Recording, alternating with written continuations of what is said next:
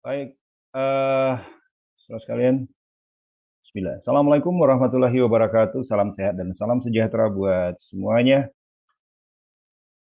Hari ini kita akan memulai perkuliahan atau kita akan melaksanakan perkuliahan dengan menggunakan metode video ya. Jadi mata pelajaran ini atau mata kuliah ini saya akan tampilkan atau akan saya publish di YouTube. Silahkan nanti Anda bisa mempelajarinya, memahaminya, dan tentu saja nanti mudah-mudahan bisa mengimplementasikannya dengan tepat di dalam kegiatan sehari-hari Anda atau dalam kegiatan pekerjaan Anda seperti itu. Baik, saya selalu menyarankan dan selalu mungkin agak sedikit memaksa sebelum memulai perkuliahan Anda berdoa terlebih dahulu dan nanti mengakhirinya dengan berdoa terlebih dahulu. Dan Assalamualaikum warahmatullahi wabarakatuh. Selamat menikmati perkuliahan ini dan kita akan segera memulainya. Oke, baik. Perkuliahan hari ini kita akan membahas tentang asuransi dan perselisihan dan penyelesaian perselisihannya. Atau biasa juga disebut dengan asuransi dan penyelesaian daripada sengketa bisnis. Disclaimer, mungkin kebanyakan nanti sengketa bisnisnya adalah di daerah asuransi itu juga. Dalam asuransi itu juga. Ya, jadi bisa nanti akan terlihat juga sebagian bagaimana sengketa bisnis yang lain selain asuransi, tapi nanti untuk bahan-bahan diskusinya yaitu tentang sengketa bisnis ya. Oke, ya untuk tugas nanti seperti biasa setelah Anda menonton atau menyelesaikan daripada pembahasan mata kuliah ini, Anda pelajari, Anda tonton tentu saja, Anda lihat secara visual. Nanti Anda buat tugasnya dengan meresum apa sih yang disampaikan oleh dosennya. Sekitar resume atau conclusion ya bisa juga. Simpulannya buat dalam 200 kata ditulis tangan ya saudara sekalian, jangan dengan mesin atau dengan komputer. Sekarang kita bermain tulisan tangan karena menulis ini sekarang juga sudah negara-negara maju sudah mulai lagi melakukan tugas itu dengan tulisan tangan maksudnya, dan juga mereka mulai mengurangi lah penggunaan gadget seperti itu ya.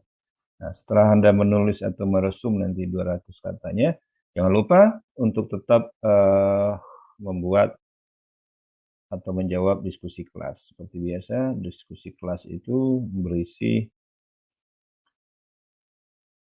pertanyaan-pertanyaan yang harus Anda jawab masing-masing. Walaupun judulnya diskusi kelas, tetapi tidak kelompok yang menjawabnya. Dan itu tetap ditulis tangan.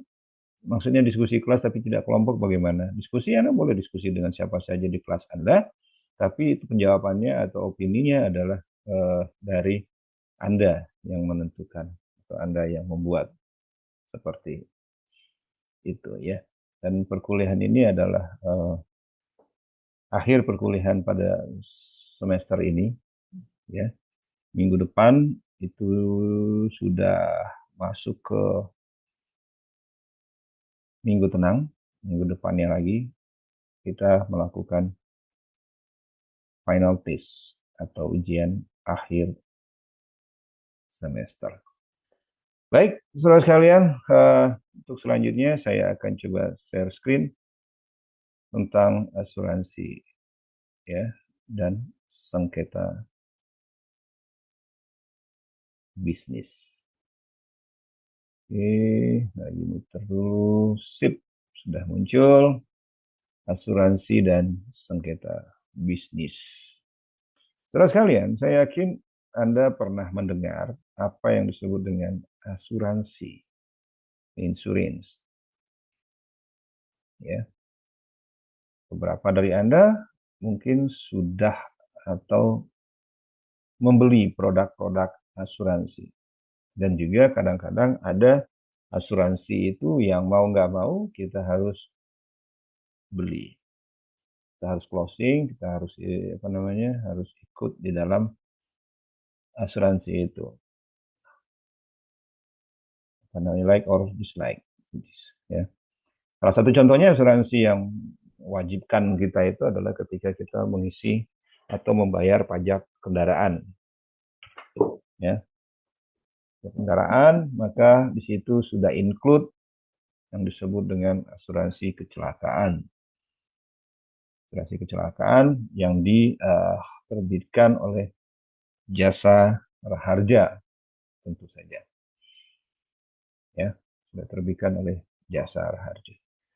Pak, tapi kan kita ada asuransi yang mengcover yang lain, Pak. Contohnya asuransi ketenaga kerjaan, ya, BPJS Ketenagakerjaan atau disebut juga dengan BPJS Naker. Nah, BPJS Ketenagakerjaan itu sebenarnya mereka yang namanya BPJS, ya, eh, mereka tidak mengklaim diri mereka sebagai sebuah perusahaan asuransi, tidak mengklaim sebuah perusahaan asuransi. Jadi mereka lebih mengklaim kebersamaan, kegotong royongan yang lain ketika mendapat musibah dibantu oleh yang lain bersama-sama.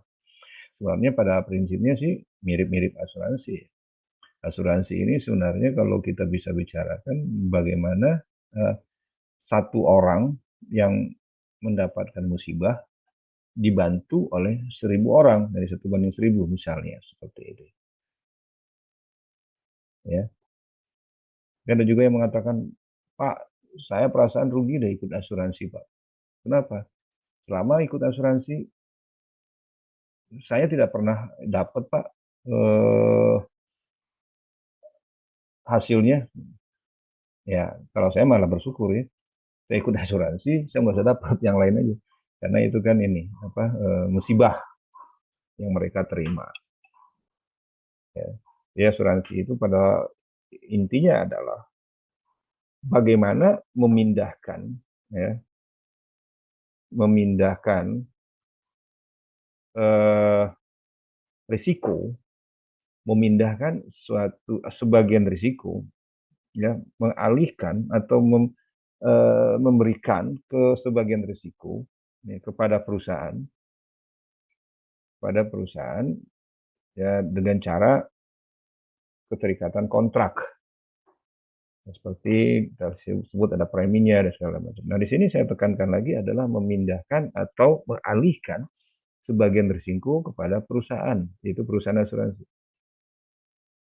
Pak, bisa nggak secara keseluruhan risiko kita pindahkan? Nah, ini saya bahas juga di sini, saudara sekalian. Kenapa hanya sebagian risiko yang dipindahkan? Karena sebagian lagi memang tetap harus kita tanggung. Mau tidak mau, suka atau tidak suka, ya kan, harus kita tanggung risikonya. Misalnya ada yang kecelakaan nih, si A kecelakaan, ya kan, rusak mobilnya, penyok. Yang ditanggung oleh asuransi adalah perbaikan dari risiko kendaraan tersebut. Risiko yang kita tanggung, kita harus membayar juga nanti ya pendapatan asuransinya. Yang kedua adalah kita juga akan ya, traumanya, kagetnya, segala macam itu adalah risiko kita. Itu secara kondisi-kondisi yang kecil. Nah, kalau sakit kan asuransi tinggal bayar. Asuransi tinggal bayar. Tinggal sakit orang, mau nggak tinggal sakit? Ya. Nah, ini jadi memindahkan sebagian risiko kepada perusahaan asuransi. Hanya sebagian saja seperti itu. Baik. Nah, asuransi ini juga nanti akan kita bahas banyak tentang jenis-jenisnya yang mungkin kita tidak paham. Di luar negeri itu saudara sekalian semuanya bisa diasuransikan. Saya pernah membaca sebuah uh, apa namanya itu seperti berita lah, news, tapi yang bisa dipercaya bahwa waktu itu Piala Dunia tahun berapa gitu ya. Dalam Piala Dunia itu malah ada seorang fans atau apa ya kita menyebutnya bobotohnya bola lah di luar negeri sana. Dia akan mengasuransikan jantungnya. Jadi ketika dia kaget nanti, ketika apa kesebelasannya kalah, dia langsung meninggoy, Ya, kayak gitu kan. Nah, si asuransi akan membayarkan asuransinya itu ke ahli waris seperti itu. Jadi kalau di luar negeri sana kucing pun binatang mereka bisa asuransikan. Tapi kalau di Indonesia saya belum mendengar, belum baca ya seperti itu. Mungkin ada, tapi kita bisa belum melihat seperti itu. Karena kalau yang disebut dengan jiwa itu adalah biasanya manusia, tapi mungkin juga ada hewan dan sebagainya. Beda dengan nanti asuransi yang umum. Oke. Nah, sengketa bisnis. Ini kan asuransi dan sengketa bisnis. Pasti ada saja yang akan menjadi carut marut ya di dalam bisnis itu, termasuk sengketanya. Klaim asuransi juga akan ada carut marut. Ini salah satu yang terjadi adalah one prestasi atau gagal bayarnya atau gagalnya si sebuah perusahaan asuransi untuk membayar klaim daripada nasabahnya. Ya, Anda tahu ada jasa marga, sorry, jasa raharja, bukan jasa raharja ya, apa yang namanya yang punya ini. Bumi Putra juga termasuk seperti itu. Dia gagal juga. Padahal asuransi itu ya, Bumi Putra itu sudah saya mau tahunya itu udah hampir ratusan tahun mungkin ya berdirinya, tapi sekarang kan gagal bayar ke asuransi. Ada sengketa bisnis. Bagaimana penyelesaiannya dan seperti apa? Nah, itu ada kebijakan-kebijakan. Di dalam berbisnis, saudara sekalian, ya, pasti ada sengketa. Bisa saya pastikan pasti. Kenapa? Ya, tidak semuanya akan berjalan mulus. Tidak semuanya akan berjalan mulus. Semulus-mulusnya jalan tol pasti ada lubangnya. Ya, semulus-mulusnya bisnis pasti ada sengketanya. Seperti itu. Ya. Nah, bagaimana caranya supaya itu bisa kita hadapi dan kita lewati? Kemarin ya ada sudah saya bahas juga tentang pilot ya. Beberapa pelajaran yang lalu saya juga sudah bahas tentang pilot. Nah, sekarang kita akan coba masuk kepada sengketa bisnis. Baik, karena di sini tertulisnya asuransi, maka asuransi yang di atas kita coba dulu bahas asuransi itu sendiri. Di gambar di layar monitor Anda bisa terlihat bahwa saya menggambarkan ada manusia yang digendong ya anaknya segala macam di cover oleh sebuah apa ya bubble ya, terus gelembung ya yang ada tangannya mencoba mencengkram tidak bisa seperti itu. Nah, kita mengandaikan bahwa asuransi itu gelembung itu dia mengcover ya harusnya seperti itu. Makanya saya suka mengatakan pilih asuransi itu asuransi yang sudah dipercaya, sudah OJK dan dalam bentuk perusahaan berbadan hukum yang jelas. Contohnya PT atau perseroan terbatas seperti itu ya. Sehingga gelembungnya ini memang gelembung baja yang benar-benar mengcover kita, tidak gelembung sabun yang kita tersentuh oleh tangan sedikit saja pecah dan kita tidak mempunyai cover lagi. Ya, baik, kita lanjut nih. Hukum asuransi. Ada hukumnya asuransi ini. Saudara bisa melihat di sini. Asuransi pasal 246 Kitab Undang Hukum Perdagangan ya. Ini perdata ini. Suatu perjanjian di mana seorang penanggung dengan menikmati suatu premi, penanggung ini perusahaan, mengikat dirinya kepada tertanggung ya untuk membebaskannya dari kerugian. Mereka membayar, ikatkan diri yang siapa yang ditanggungkan untuk bebas dari kerugian.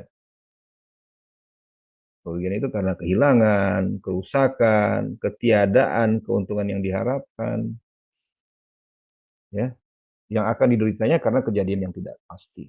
Nah, salah satu contohnya lagi adalah ketika kita bicara dengan kartu kredit. Ya, kartu kredit yang ketika Anda pengguna kartu kredit, maka salah satunya itu sebenarnya sudah diasuransikan. Kenapa? Kan perusahaan tidak mau, ya, tidak mau menanggung risiko. Tapi Pak, bagaimana dengan adanya debt collector dan segala macam? Nah, kadang-kadang kartu kredit itu sudah menyerahkan kepada pihak asuransi. Asuransilah yang meng-hire daripada tukang tagih tersebut. Ya, dia yang membayar tukang tagih untuk seperti itu. Nah, yang namanya juga pihak asuransi juga tidak mau dong rugi seperti itu. Tapi itu sepertinya ada. Nah, dan misalnya Anda tahu kenapa sih misalnya kita ada KTA ya, kredit tanpa agunan itu besar banget bunganya. Nggak besar Pak, hanya 0,99. Ya, 0,99 itu per bulan. 0,99% per bulan. Kalau Anda kita anggap satu aja. Itu adalah 12% per tahun. 12% per tahun, belum lagi nanti gimmick-gimmick. 12% per tahun. Bunga tabungan Anda, kalau Anda ngecek tabungan Anda, itu saya yakin paling banter 3% per tahun. Jadi 3 bagi 12 sekian 0, sekian sekian. Jadi tidak signifikan ya. Berbunga dengan uh, ini bunga bank dengan itu. Kenapa besar? Karena mereka tidak punya jaminan. Nah, tidak punya jaminan itulah nanti ya, makanya mereka besar itu misalnya kalau ada bermasalah di satu kartu kredit mereka bisa meng-hire daripada tukang tagih tadi, atau saya mengatakannya tukang tagih tapi banyak juga sembunyi DC atau debt collector. Nah, mengikatkan dirinya kepada tertanggung untuk membebaskannya dari kerugian.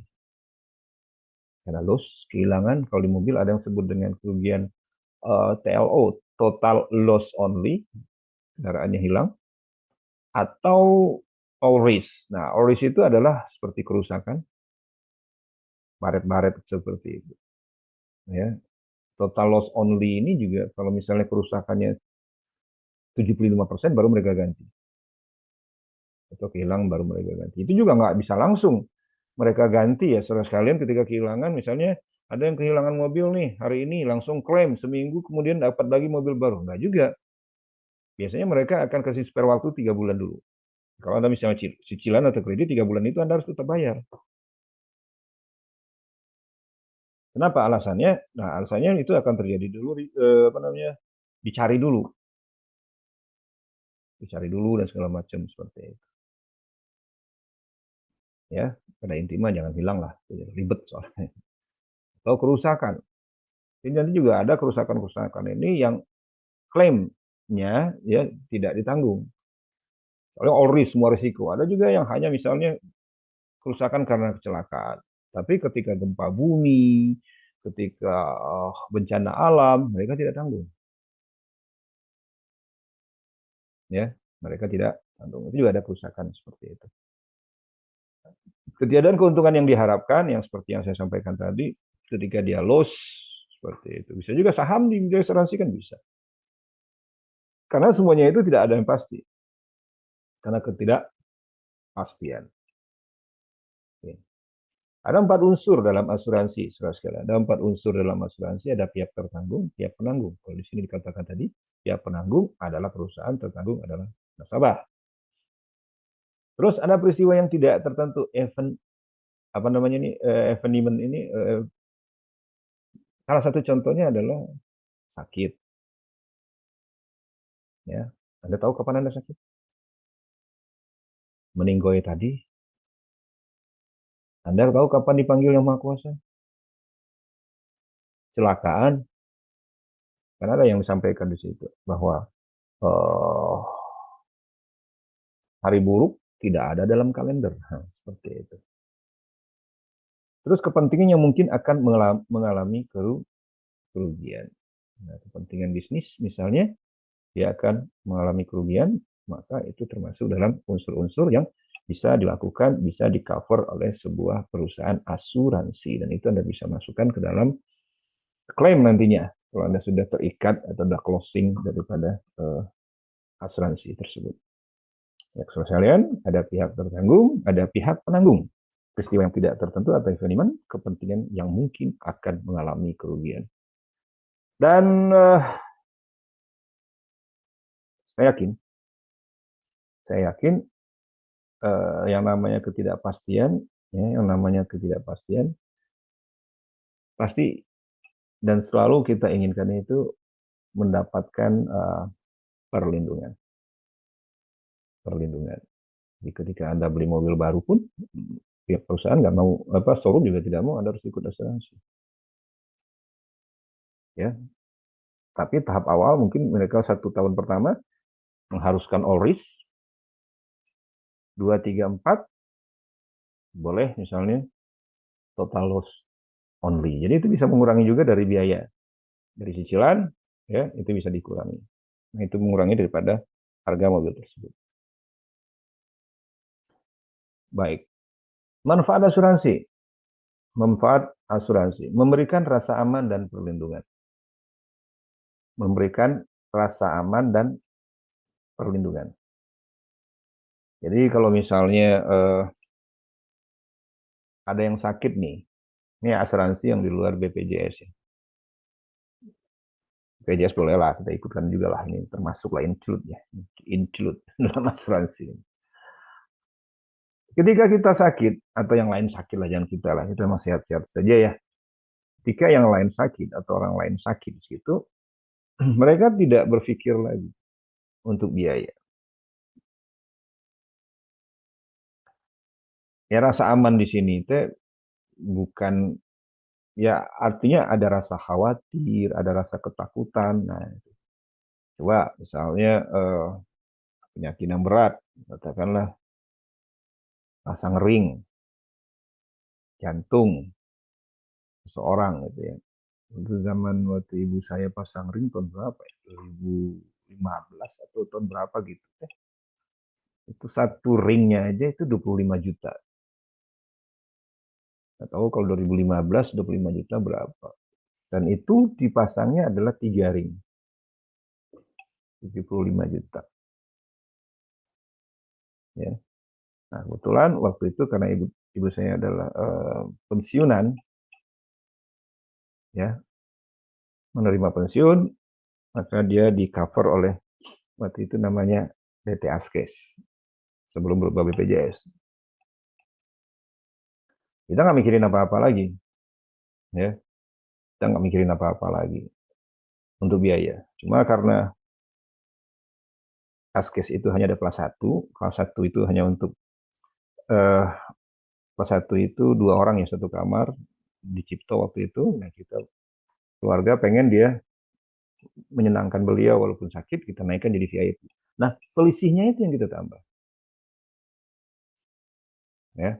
Dan perlindungan, perlindungan terhadap apa? Nah, bagi showroom mobil tadi perlindungan kalau mobil dia hilang, dia diganti.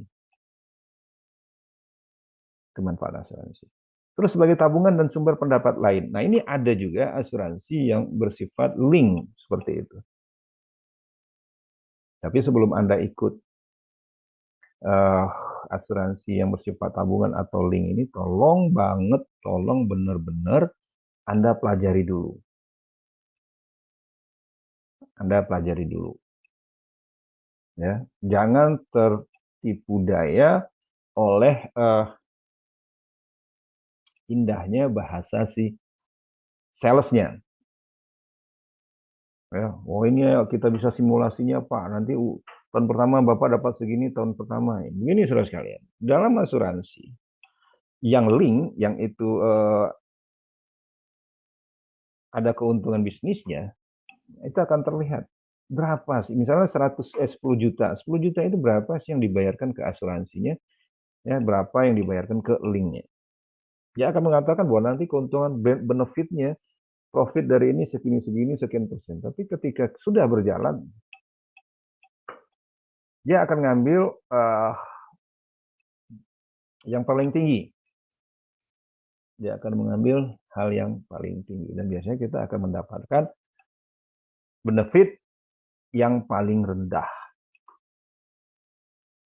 Ya, kita akan mendapatkan benefit yang paling rendah. Tapi hati-hati. Tapi banyak juga yang beruntung bisa mendapatkan yang paling tinggi ya. Tapi kan kita lihat persentasenya. Nah, saya mengatakan di sini bukan tidak boleh, cuma hati-hati saja dan lihat lagi perusahaan asuransi yang bonafit. Yang kedua, yang ketiga manfaat asuransi yang lainnya adalah merupakan alat penyebaran risiko. Risiko itu sebar. Yang keempat, pendistribusian biaya dan manfaat yang lebih adil. Nah, makanya ini yang saya katakan tadi di awal bahwa asuransi itu satu orang di cover oleh 1.000 orang. Satu orang di cover oleh 1.000 orang. Contoh, saudara sekalian. Ada, ya katakanlah kita ambil BPJS saja lah, biar lebih mudah ya, karena hampir semua orang ikut BPJS. BPJS kesehatan. Per bulan ada yang ditagih 150.000. Misal, ini saya lupa lagi melihat apa namanya nominalnya, 150.000 sebulan. Ya kan? Mereka membayar premi segitu, tangga premi.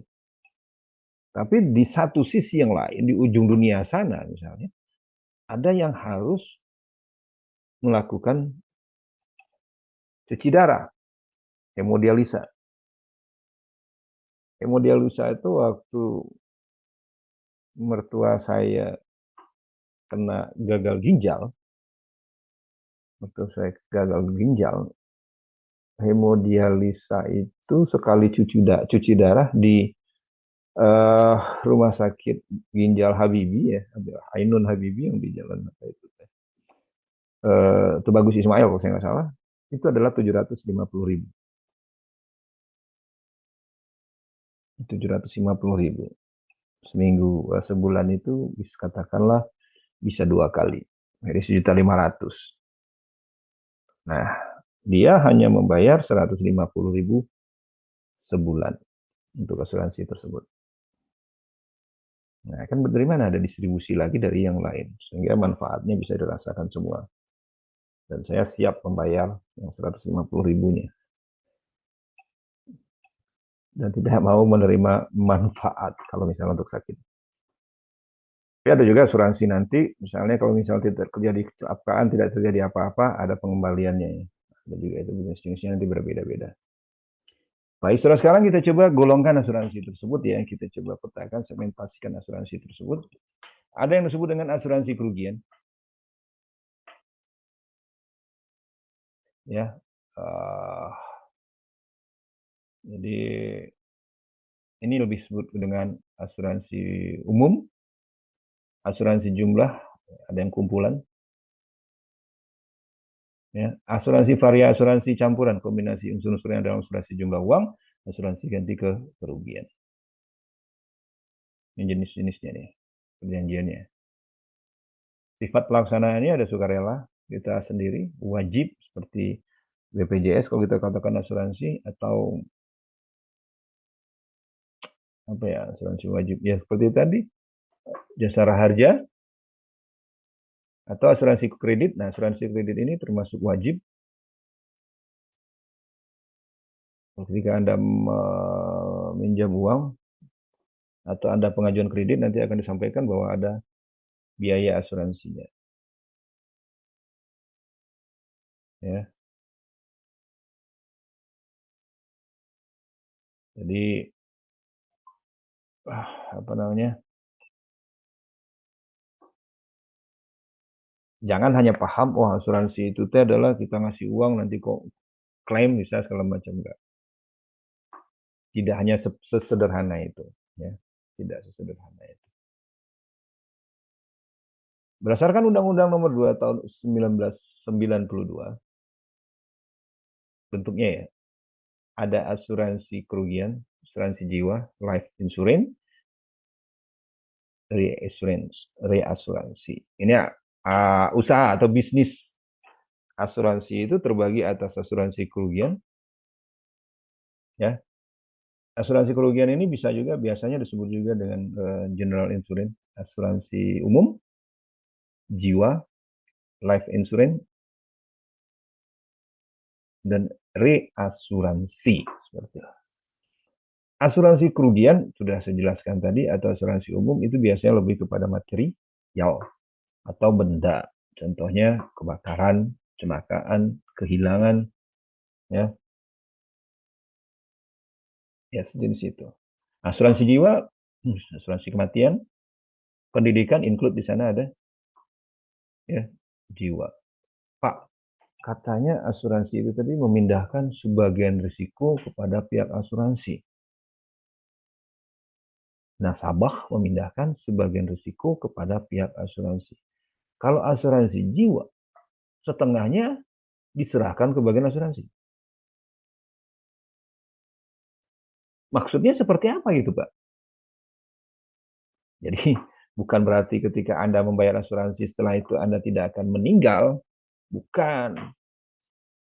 Nah, asuransi jiwa itu mereka cover. Ya, tadi saya sampaikan juga bahwa risikonya tetap kita yang tanggung. Yang dia tetap meninggal. Anda, yang lain itu ya tetaplah meninggoy itu ya.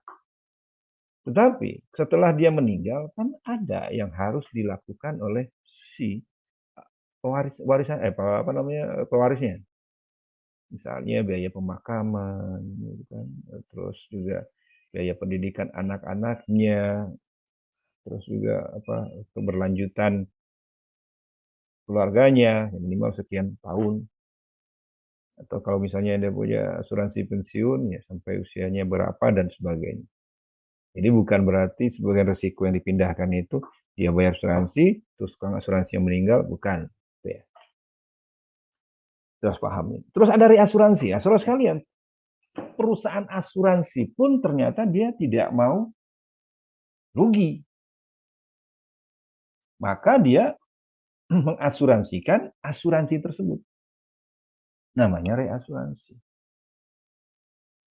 Nah, perusahaan asuransi yang BUMN yang cukup terkenal di Indonesia itu ada namanya Reindo. Anda bisa coba cek nanti apa itu Reindo dan sebagainya. Baik, selanjutnya adalah usaha penunjang. Ada pialang asuransi. Pialang asuransi itu berarti ya, pialang itu ya sejenis calo kalau bahasa kasarnya ya, makelar. Tapi dia adalah perantara. Terus ada perantara dari reasuransi dan ada penilai kerugian asuransi. Ada penilai ini. Ini disebut juga dengan appraisal. Appraisal. Ya, penilai ini. Nah, penilai asuransi ini atau appraisal ini biasanya disebutnya dengan aktuaris. Aktuaris. Contoh begini, saudara sekalian. Ada orang yang akan mengajukan asuransi jiwa. Asuransi jiwa. Usia, ini contoh sederhana ya. Usia 40 tahun.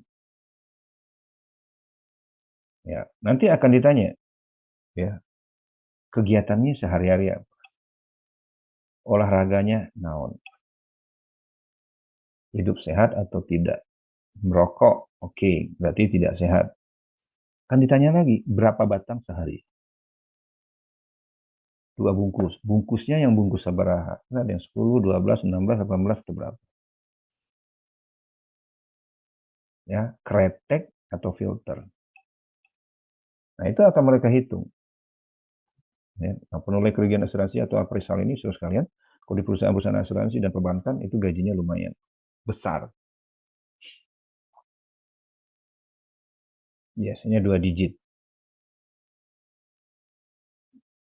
Ya, fresh credit aja bisa dapat 10-11 juta ya, appraisal. Aktuaria. Biasanya lebih disukai dari background-nya adalah prodi aktuaria. Aktuaria sendiri ada prodinya, ya, aktuaris orangnya gitu ya. Atau dari matematik. Jadi umur manusia itu juga bisa dihitung ternyata. Ya. Terus ada agen asuransi yang belusukan tuh, siapa yang mau dan sebagainya, nanti mereka dapat persentasenya, nanti masuk dan sebagainya seperti itu. Nah, jadi agen asuransi ini teh, ketika misalnya Anda masuk jadi agen asuransi, Anda dapat 15.000. Nah, itu bisa Anda dapatkan selagi dia masih membayar uh, preminya. Anda akan tetap dapat segitu. Jadi kalau misalnya Anda dapatkan 100 nasabah, Anda kalikan aja per bulan Anda dapatkan seperti itu sampai dia nanti sudah atau berhenti jadi nasabah. Kita lanjut ya, saudara sekalian, dengan insurable interest, yaitu prinsip-prinsip asuransi. Ada indemnity, at most good fight, subrogation, proxima causa, dan contribution, saling menutupi. Jadi prinsip-prinsip asuransi itu ada insurable interest, adanya kepentingan, masing-masing punya kepentingan. Asuransi tentu saja punya kepentingan secara benefit, keuntungan atau profitnya. Benefitnya bagi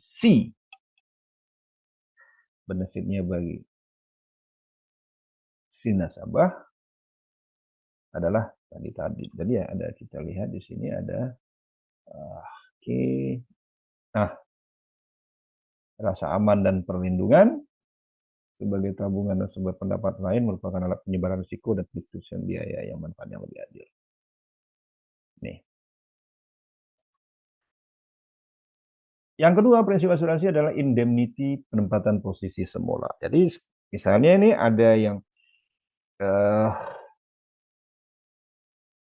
beli mobil baru, terjadi crash, kecelakaan.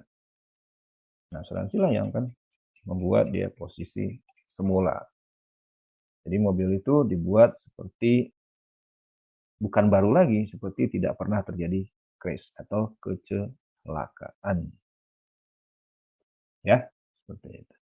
Terus ada yang disebut dengan utmost good fights, itikat baik. Ketika kita bicara asuransi, ya semuanya itu akan ditanyakan. Ya. Soalnya tadi kan itu bisa klaim Anda bisa ditolak kalau misalnya Anda berbohong atau tidak ada itikat baik. Misalnya nih, karena dia sayang keluarganya, si A itu ternyata dia sudah terkena kanker paru misalnya. Ada asuransi yang tidak melaksanakan medical check up. Sekarang kalau mereka melaksanakan medical check up harganya lumayan mahal saudara sekalian. Nah, ternyata dia bermasalah, tapi dia tidak mengaku. Dia mengaku. Ternyata dia merokok misalnya 3 bungkus sehari. Dia jawab, iya merokok cuma 3 batang sehari. Itu bisa berbahaya daripada klaim daripada asuransinya. Artinya berbahaya itu bisa jadi tidak dibayar. Bukan one prestasi, bukan perusahaan tidak mau bayar. Ya, perusahaan tidak mau bayar karena dia yang tidak beretikat baik. Ada juga yang suka saya baca ya. Saya pernah baca di sebuah jurnal, bukan jurnal ya. Majalah apa itu berita Jepang, pokoknya negara-negara Cina atau Jepang itu pokoknya mata-matanya sipit seperti itu. Dia memotong jarinya sendiri untuk mendapatkan asuransi. Ya, dianggap nanti kecelakaan kerja itu lumayan itu. Ya, ini bukan berarti Anda harus mengikuti itu ya. Itu lumayan. Apalagi kalau misalnya jari yang dia potong itu adalah pada tangan yang berfungsi, yang biasa mereka lakukan. Nah, nanti waktu di pendaftaran asuransi ditanya juga apakah kita kidal, ya, pakai kiri atau pakai kanan. Nah, seperti itu akan ditanya.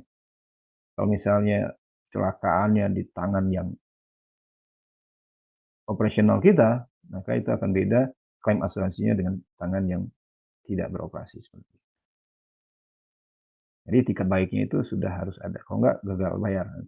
Tidak dibayarkan, bukan gagal bayar. Ada subrogation, pengganti kedudukan. Nah, itu prinsip asuransi. Jadi mereka sebagai yang menggantilah posisi Anda gitu, yang mengamankan. Ada proxima causa, sebab kerugiannya. Apa penyebabnya?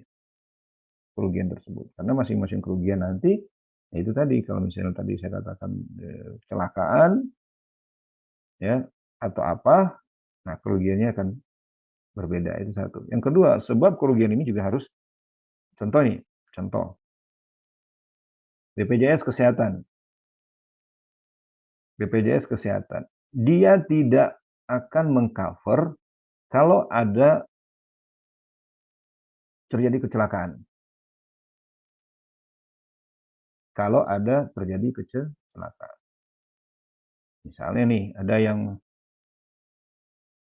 jatuh dari motor, ya, tangannya patah. BPJS Kesehatan tidak akan cover. Berarti yang mengcover BPJS Ketenagakerjaan. Bisa jadi. Bisa jadi. Kalau pertama dia adalah anggota atau include di dalam BPJS Naker tersebut. Kedua penyebabnya itu adalah dia naik motor jatuh tangannya patah itu adalah dalam rangka berangkat kerja atau pulang kerja atau ke tempat kerjanya atau disuruh perusahaannya kemana gitu. Tapi dalam kondisi jam kerja.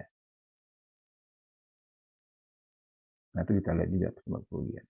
Contribution yaitu tadi yang saya katakan saling menutup. Jadi kita tidak berdiri sendiri. ditutupi juga oleh yang lain. Oke kelas, itu yang kita bicarakan tentang asuransi. Nah sekarang kita lihat coba penyelesaian sengketa bisnis. Ya, saya katakan tadi di awal bahwa tidak ada bisnis itu yang selalu berjalan baik-baik saja. Namanya bisnis jalannya seperti roller coaster ya. Kencang banget, tiba-tiba bisa naik kencang banget seperti itu. Nggak tertahankan kencangnya naik, tapi juga bisa tidak tertahankan turunnya. Roller coasternya bisa terlihat. Nah, dari situlah kita terlihat nanti ada sengketa-sengketa atau ketika kita tidak mampu bayar, bagaimana kita bisa minta diundur dan segala macamnya. Termasuk kemarin sudah ada ya itu ya mata kuliah sebelumnya ada yang tentang pilot. Itu adalah salah satu contoh-contoh penyelesaian sengketa bisnis. Penyelesaian sengketa bisnis itu ada yang bisa dinegosiasikan, ada mediasi, ada arbitrase. Ya, ada yang negosiasi, mediasi, ada yang pakai arbitrase. Nah, arbitrase ini sebenarnya tidak jauh bedanya dengan mediasi. Kita coba cek dulu di sini. Negosiasi dulu ya. Kalau di sini negosiasi nggak disampaikan kayak gitu. Jadi negosiasi ini di awal, kalau ada sengketa bisnis, kalau ada permasalahan, itu usahakan selesai, ya, usahakan selesai antara langsung ya yang bersengketa. Jadi antara perusahaan A dengan asuransi tadi ya, asuransi tadi dengan nasabahnya, kartu kredit dengan nasabahnya, itu langsung negosiasi aja dulu. Lebih elok. Ya Pak, kalau nggak kan susah Pak, ini bla bla bla. Yang namanya negosiasi kan ada jalan keluar. Biasanya perusahaan-perusahaan sudah memberikan jalan keluar. Contohnya kartu kredit kan itu bunga berbunganya tinggi sekali. Oke, karena dia tidak mampu bayar, dikasihkan solusi. Ya udah, Anda tinggal bayar pokoknya. Pokok tapi nanti ditambah administrasi dan sebagainya. Tapi tidak sebesar kalau misalnya harus bunga berbunga per bulan dan hitungan denda dan sebagainya. Itu negosiasi. Salah satu contohnya juga adalah negosiasi yang pernah dilakukan oleh Samsat ya, sistem administrasi satu atap, pajak, kendaraan bermotor, maka sering kan dilakukan pemutihan. Bayar dendanya, bayar pokoknya, dendanya nggak bayar. Wah Pak, saya kan udah 5 tahun nggak bayar Pak. Jadi free Pak. Pemutihan itu bukan pemutihan pokok saudara sekalian, tapi ada pemutihan denda. Jadi tidak didenda selama 5 tahun seperti itu. Jadi lebih baik negosiasi di awal. Karena kalau sudah masuk mediasi, pihak ketiga dan segala macam arbitrasi ini ribet. Ribetnya gini, saudara ribetnya ya. Kita mesti bayar lagi loh. Apalagi nanti kalau sampai naik ke pengadilan. Pilot dan segala macam. Wah, advokasi dan sebagainya seperti itu. Baik. Mediasi, negosiasi dengan melibatkan pihak ketiga. Mediator ditunjuk oleh para pihak yang bersengketa. Bisa kita masing-masing menunjuk karena malas nih berusaha melihat wajahnya juga nggak enak, bisa boleh. Kalau nyebutnya pengacara ya, advokat ya, atau apa ya, bantuan hukum. Putusnya bisa berupa nilai atau norma, dan ada nanti putusannya tidak punya title eksekutorial, kekuatan eksekusi ya. Kekuatan untuk dilaksanakan secara paksa dengan bantuan alat-alat negara. Nah ini misalnya kalau sudah diputuskan itu ya kayak Anda bisa melihat sering terjadi atau pernah terjadi di televisi dilihat bagaimana mereka mengeksekusi rumah-rumah yang sudah diputuskan atau inkrah harus meninggalkan dan sebagainya. Nah, paksa dengan bantuan alat negara. Bantuan alat negara ini bukan ekskavator, bukan itu, tapi melibatkan alat negara seperti kepolisian, termasuk tentara dan lain sebagainya. Nah, arbitrase, penyelesaian sengketa di luar pengadilan. Ya, kalau ini kan mediasinya. Nah, apa itu di luar pengadilan? Kita menggunakan pihak yang lain tapi tidak di pengadilan, yang lebih paham ya dan ahli negosiasi Penyelesaian sengketa dengan wasit, putusan dapat memiliki title eksekutorial. Kalau ini non ya, tidak punya titel jadi langsung bisa dihajar. Ini titel eksekutorial, bersifat rahasia, cepat, mudah dan murah. Jadi tidak ribet, tidak apa namanya itu teh, tidak rame-rame lah, tidak rame-rame selesai seperti itu. Kita pakai arbitrase. Pihak ketiga yang paham. Nah ini ada badan arbitrase di Indonesia, itu ada yang disebut dengan BANI, Badan Arbitrase Nasional Indonesia, dan ada BAMUI, Badan Arbitrase Muamalat Indonesia. Di Badan Arbitrase Nasional Indonesia ada BAMUI, ada Badan Arbitrase Muamalat Indonesia. Ya biasanya kalau yang muamalat ini mereka lebih kepada sifat syariah seperti itulah, ya. Bersifat syariah. Ada ini. Jadi kalau ada sengketa, ada masalah dan segala macam bidang apapun, nah silahkan nanti Anda bisa menggunakan badan arbitrase. Oke, saudara sekalian, sampai di sana pembahasan kita pada kesempatan hari ini, ya. Jadi bisa dipahami dan segala macamnya. Dan tentu saja nanti saya masih open kalau ada pertanyaan atau ada yang bisa kita diskusikan, bisa kita lakukan bersama-sama, ya. Ya prinsipnya saya juga belajar, Anda juga belajar, saya menyampaikan itu, nanti kalau ada masalah ya kita coba pecahkan. Ya, tidak ada gading yang tidak retak. Dan saya juga apa namanya orang yang tahu semuanya dan sebagainya seperti itu. Ya, dosen juga manusia yang punya keterbatasan. Jadi kalau ada, maksudnya ini implementatif pada kondisi-kondisi yang real seperti itu. Oke, saudara sekalian, ya jangan lupa berdoa menurut agama dan kepercayaan masing-masing. Nanti menutup perkuliahan dan bikin tugasnya. Ya. Saya tunggu nanti hasilnya yang bisa Anda kirimkan kepada aplikasi Adlink Siakat Unas Pasim. Terima kasih. Sukses buat semuanya. Tetap sehat, tetap semangat. Semoga Tuhan Yang Maha Kuasa selalu memberikan kita kemudahan, memberikan kelancaran, dan kesuksesan tentu saja. Assalamualaikum warahmatullahi wabarakatuh. See you and bye.